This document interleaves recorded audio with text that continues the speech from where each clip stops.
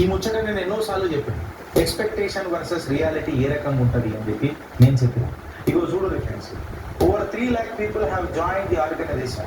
We the leader within 2 hours. 2 గంటలలో 3 లక్షల మంది. ఢిల్లీలో పోయినప్పుడు ఏదైనా కార్వాయి తీసుకొని పోయిందా? ఢిల్లీలో పోయినప్పుడు ఏదైనా కార్ల సమూహం తీసుకొని పోయిందా? పోలే. క్యాబ్ కట్టుకున్నాడు, సింపుల్గా పోయిండు. వాళ్ళ ఆయనకు ఆపర్చునిటీ ఇచ్చిన నాయకులను కలిసిండు, ఇక సెలవు అని చెప్పి దండం పెట్టిండు. మళ్ళీ క్యాబ్ కట్టుకున్నాడు, ఎయిర్పోర్ట్కి వచ్చిండు. ఎయిర్పోర్ట్కి వచ్చిన తర్వాత అన్నమలై కోసం తమిళనాడు భూమిపుత్రులు ఘన స్వాగతం పలికిండ్రు. ఎయిర్పోర్ట్లో ఘన స్వాగతం పలికిండ్రు అన్నమలై. ఇవాళ ఒకటి గుర్తుపెట్టుకోవాలి ఫ్రెండ్స్, తెలంగాణలో తమిళనాడులో జరిగేది ఏంటి తెలుసా?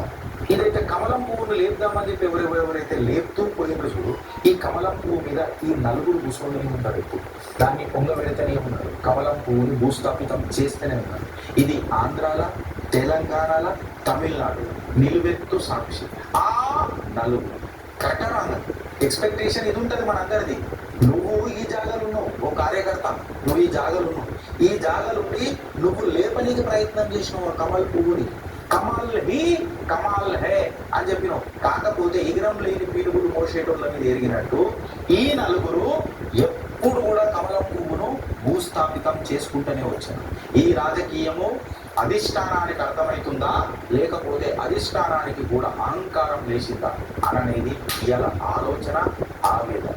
మళ్ళీ నువ్వు ఆలోచిస్తావా లేదా అనుభవిస్తావా అనేది ప్రశ్న. కార్యకర్త మనోభావాలను ఇవాళ అధిష్టానం అర్థం చేసుకుంటుందా లేదా అనేది ప్రశ్న. భారత్ మాతాకి జై.